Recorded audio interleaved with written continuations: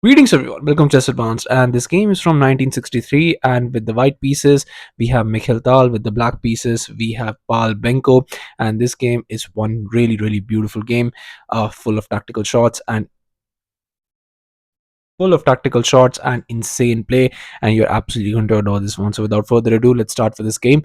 And with the white pieces, Tal starts with e4, Benko starts with c6, going for the Caro-Kann defense d4 and d5, and knight to c3 d captures, and just knight captures on e4. And in almost every one of their encounters, either Benko goes for c5, going for the Sicilian defense, or he plays Caro-Kann against Tal. So let's see how this one goes. This one was played in Amsterdam, by the way, in 1963.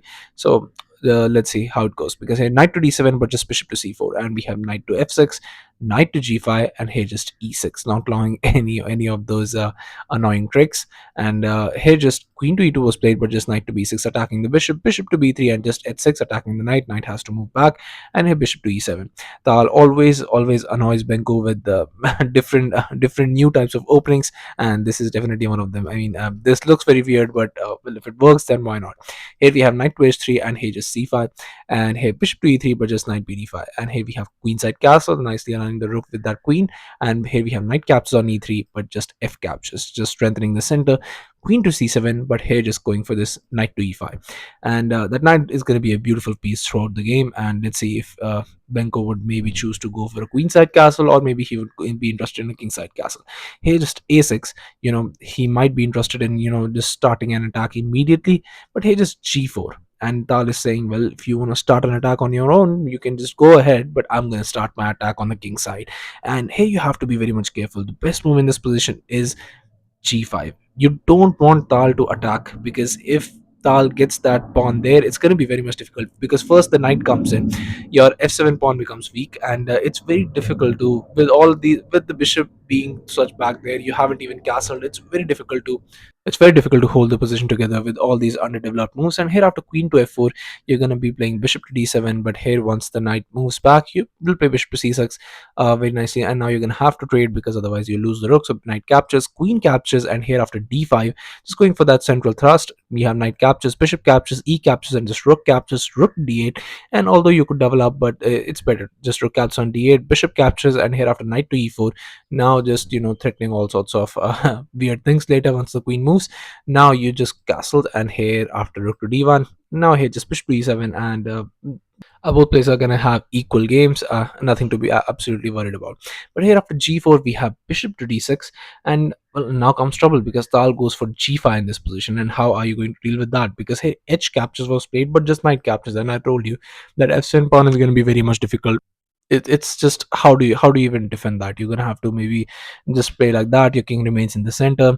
Tal would love to just play those moves, open up the center, and you're in a much worse position. Here bishop captures on e5, just eliminating one of the attackers, but now just d captures. And the problem is with this position is your knight is under attack. Although you could capture this, and but you have to understand your king is still in the center, and the rook is very nicely x-raying it, and the bishop is already on this diagonal. Knight is already attacking the f7 pawn, and with all of this, do you want to develop, or you want to capture that pawn? I'm going to ask you to find a move in this position for black, because just test out your skills. Let's see what what you're able to come up with. So congratulations to everyone who's able to find bishop to d7, because that's exactly the move in this position. But Pal Benko goes for queen captures on e5, and it just completely blunders the game. I'm gonna ask you to pause the video, try and find out the only move in this position which wins the game right on the spot, uh, while you see it. So have at it. So congratulations who's able to find this move, and the move is this beautiful rook to d8. That's right, sacrificing an entire rook, because here once king captures, if it does, you're gonna have this very beautiful royal fork, and I mean this just ends the game right on the spot.